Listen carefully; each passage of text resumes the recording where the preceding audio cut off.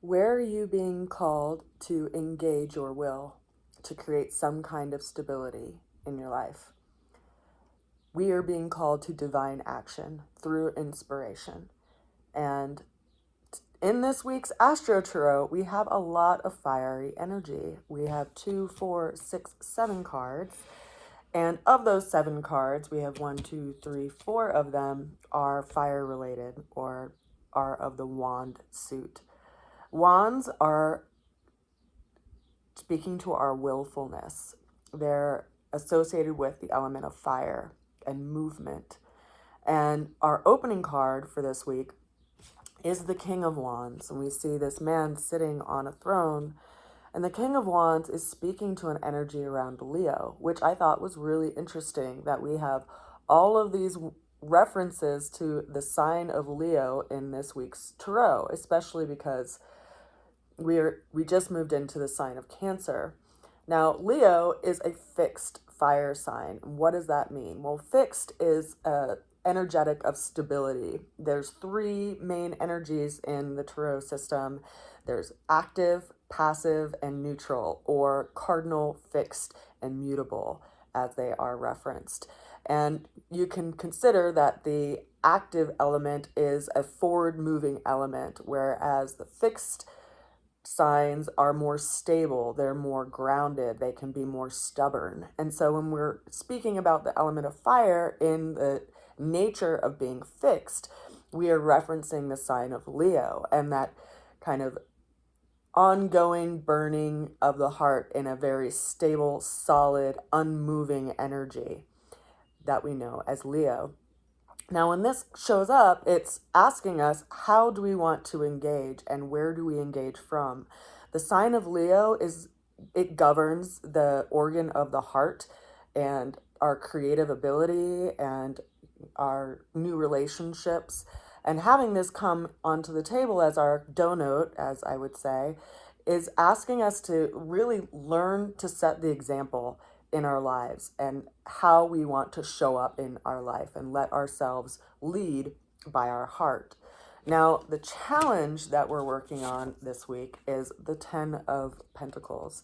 We have seen this recently in recent readings. The 10 of Pentacles is talking about some kind of material security, some kind of stability in our lives. Anytime a 10 shows up in the tarot system, it's a crystallization of some kind of effort. It's, like we're aspiring to reach some kind of pinnacle of achievement, and yet it's showing up as our challenge. So it's asking us or calling us to look at this area of our lives and how we create material security in our lives, how we build our lives by values, and knowing that that's not a process that, is achievable, that's indefinite. It's something that we have to continue to put energy and effort toward. And so I feel like something in our lives that's happening right now, which is possibly challenging this stability, is asking us to engage in a new way. Because the way that we're going to get through that challenge is the single Ace of Wands. We see a single wand coming out of the clouds, being held by a hand, and it's talking about some kind of new beginning or some new idea or some new project that we are being asked to engage with, to really let, as I said before, our hearts lead us toward this thing that will ultimately help us create some kind of material security. Now, the next reference that we have to the sign of Leo is the Strength card. And this is another card that is asking us to look at how hard we're pushing forward in life. And if we feel like we're pushing too hard, it's asking us to have some patience with the situation. It's also calling us to look at some kind of forgiveness and make some kind of peace with both internal and external enemies. It's asking us to take risks and to not be thrown off by setbacks. It's often the challenges in our lives that show us through some sort of friction what we need to bring our attention to. And it's through bringing our attention to that particular area of our lives that we see what we're capable of and how we can grow as a human being in this journey that we're all living in. This is a major arcana, so this is some kind of life lesson that we're being asked to engage with in a new way. And it is a card named very appropriately. It's the Strength card. So, where do you find your inner strength, and how do you want to move through situations that could feel a little daunting? And where do you put your faith at? Now, this card was followed by the Knight of Wands. So, you see, again, we have this fiery movement type energy. We have a knight that is riding on a horse that has its two front legs kind of reared up in the air as if it's moving forward towards something. So there's, an interesting intuitive sense that we each have, that we feel a sense of action. We feel in our body when it's time to move. We can't let ourselves be completely bogged down by the mind and paralyzed by the mind. Instead, this is a movement-oriented card that's asking us to do something, to move towards something, and also asking us, what does it mean to follow through with that we are moving toward? Now, we have two more cards on the table for this week's Astro Tarot. The first of which is the Hierophant. The Hierophant is a card that's also a major arcana, so it's also a lesson of sorts. We have 4 cards that are referencing fire energies, and then we have ultimately 3 major arcanas. So this week's Astro Tarot is really highlighting some work that we are being asked to engage with. The Hierophant is also referencing a fixed energy, and in this case, it's referencing the fixed energy of Taurus. Now, we currently have Uranus in the sign of Taurus. We also have Mars in the sign of Taurus. Mars is going to be coming into conjunction, also known as the same degree, roughly, in the sky, as Taurus around the 15th of July. And it's my intuitive sense that that's when we are going to start to see a lot of change in the world. And why do I say that? Well, a couple of years ago, we had a really big major conjunction that happened in the sign of Capricorn, and it happened on January 12th, 2020. If anyone remembers the situation that happened in 2020, you'll have a better understanding of what I'm speaking to when I reference the planetary placements. So I wanted to see what that conjunction would look like 3-dimensionally, and I make these, sun catchers that are inspired by astrological transits. And at that time, I was inspired to create an orb that had the planets placed by way of stones in a 3-dimensional way in this orb. And so on January 12th, you can see that there was a big clump of planets in this area right here, which is actually the Capricorn area as I made this orb. So we had the planet of Saturn, we had the planet of Jupiter, we had the planet of Mercury, Jupiter is over here, Mercury, Saturn, and we also had the sun up in Capricorn as well. And what's interesting is when Mars actually moved across this same point in March, that's when we started experiencing shutdowns by way of social order and, what was going on in the world. What's interesting about that, is we also had the moon over here in Cancer. We had Uranus over here in Taurus, which was in a trine kind of energy with these planets, but there was a big shift and a big change that happened when the planet of Mars actually came into connection with these group of planets. So whenever Mars comes into some kind of relationship with a planet, it has this engagement kind of a force. It has this aggressiveness toward it, this warrior active energy within it. And that's when we started seeing the shutdowns that were happening globally based on the pandemic that we were all experiencing worldwide. So having Mars come into conjunction with Uranus is very telling to me that there is some kind of big change that's going to be happening in mid-July. Now, I also want to reference what's going on with the sign of Leo, because Leo as I had said, is a fixed energy in the element of fire. Taurus, which is at a square relationship with Leo, is also a fixed energy, and it is in the element of earth. And so whenever you have these square relationships, which are 90-degree relationships by mathematical relationship, they're going to create some kind of challenge. And I always have seen it as kind of like a tire iron, that like helps you in by challenging you to mend something or fix something. And it's using the word fix is very purposeful in this space because it's asking us, how do we create stability and what is shifting in our lives, which is actually trying to get us to move towards stability. Now, usually when that happens, it's asking us to change something and challenge something that we felt very fixed in our lives. And so this square relationship is highlighting some big change that is going to be happening wherever you have Taurus and Leo in your chart, whichever house those areas of the zodiac are actually placed. Now, what's also interesting to me that's happening in the month of July is that right around the time that the sun moves into the sign of Leo, we also have Mercury, which is going to be in a square relationship with Uranus, and Mercury will be in the sign of Leo.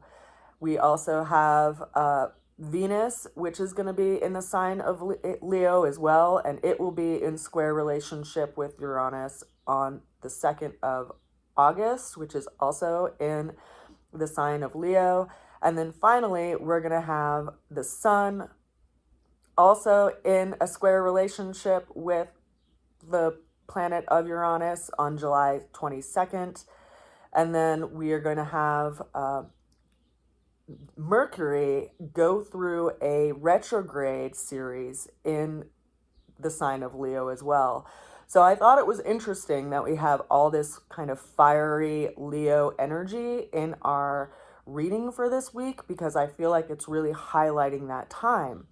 And ironically enough, we have our final card for our reading for this week as the Magician. And the Magician is actually the energy of Mercury, and it's telling of this path that we are going to be examining over the next month. So Mercury is going to basically pass over that point, first of all, with its square relationship with Uranus on the 22nd of July. It will progress and move to Virgo, to 4 degrees of Virgo, by the 6th of August. And then it will go retrograde, and it will come back into a square relationship with Uranus later on that month. And let me just look at the ephemeris just to see when exactly it's going to be doing it, so that I can highlight that for you guys. So it will be retrograde. It'll be in a square relationship again on the 18th of August with the planet of Uranus. And at that same time, it will be in conjunction with the sun, also in the sign of Leo.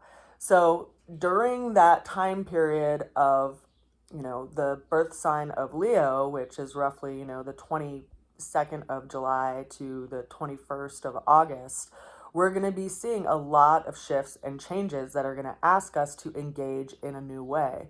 They're going to be asking us to really tap into universal forces to manifest some big kind of change and some big shift in our lives. And we have to listen to our intuition.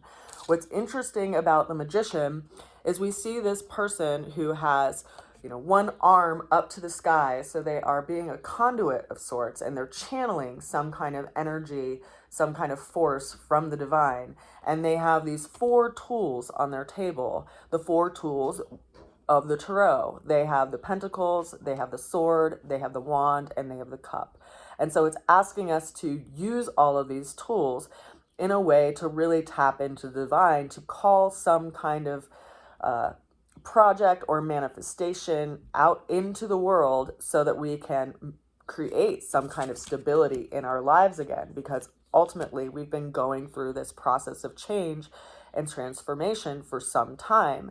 And whatever it is in your life that is challenging you right now, I really beg of you to look at it as an opportunity rather than a setback, because we do have the strength card on the table reminding us to not let those setbacks discourage us and instead know where our faith comes from, which is also being highlighted by the Hierophant, which is our belief system and our resources and our agriculture and anything of this earth and world that is associated with Taurian energy.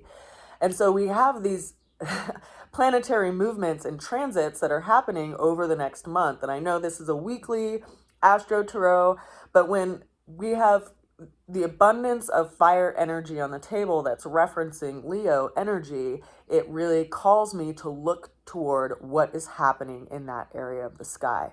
So wherever you have Leo in your chart, it's in this square relationship with where you have Taurus in the chart. And keep in mind that the moon as a celestial body can trigger things as well, because it brings a lot of reflection and emotion to the table, which emotion is energy in motion. It's causing us and calling us to listen to our intuition and to be reflective.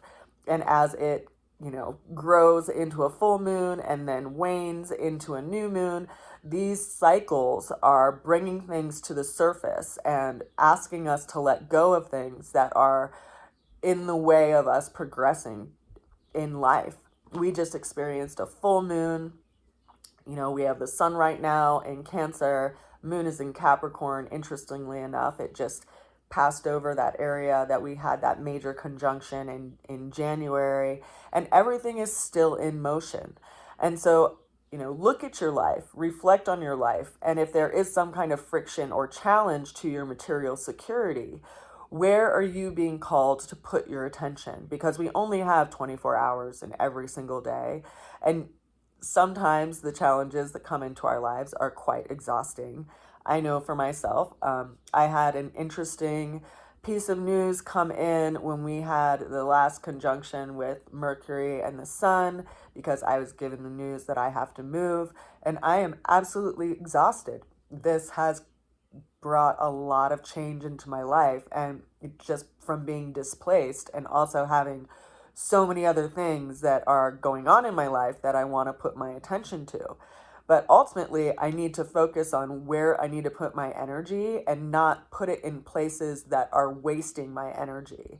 And so if you feel your mind is drifting down the trail of woe, pull in the reins and have some discipline with where you put your attention and where you put your energy in your day. And remember that there are universal forces that are asking us to tap in and have some kind of routine and centeredness within whatever experience that we're going through, and to engage, our value system and engage our mind and engage our emotions and engage our will in an aligned way, so that they don't feel like they're pulling us in all of these different directions, but instead that they're helping us to move forward with what we feel inspired to create in this world. It's a pretty interesting reading, I think, because it's referencing a place that's off in the future, but it's also asking us to be more aware of where we put our energy every day and to be really purposeful with what we're trying to create, and to not let our attention fall into a place of feeling lost or scared or fearful, and instead have courage, because there's so much fire in this reading that is asking us to take heart and to have courage as we move forward one step at a time. I send you so much love. I send you a good wish. I appreciate all your positive vibes in helping me find a new place to live. I have a temporary place that I can be at for, maybe a couple of months while they prepare it to sell it in a local farmhouse, while I look for something else. And in the meantime, I'm going to be packing up all of my things. You'll probably see me in this environment one more time, because I'll be moving after that. And then I will be vending at a local festival, my orbs and my skincare products. And then I'm also in the process, as I've mentioned before, of getting my tarot cards printed. These are the prototype of my cards. The next round, the ones that I'm actually going to be printing to sell, are going to be a lot higher quality. They're going to have a gloss finish. They're going to have a UV coating on them. And they're in the process of sending me a single card, actually, ironically, the Magician, for me to do a little comparison of quality before I put in a big order. And for me, I think that's actually very interesting that I will be likely receiving my order right around the time before Mercury goes retrograde, or at least putting in my order right around the time before Mercury goes retrograde. And Mercury is my ruling planet in my own natal chart because I have a Virgo rising. And so the energetic of where everything is at is definitely affecting me on a pivotal life level. And I get a sense that it's also doing that for you as well in some shape or form, reflecting on your own natal chart. If you're interested in getting a natal chart reading or in looking at a transit reading, you can reach out to me at rootsofalchemy@gmail.com or order a reading through my website, which is rootsofalchemy.com. You can also pre-order my cards, which are at a discounted price than what they will be sold at in the future. And those are also able to be pre-purchased on my website at rootsofalchemy.com. I send you a good wish. I send you a lot of love, and I will see you again next week. Bye for now. Mwah.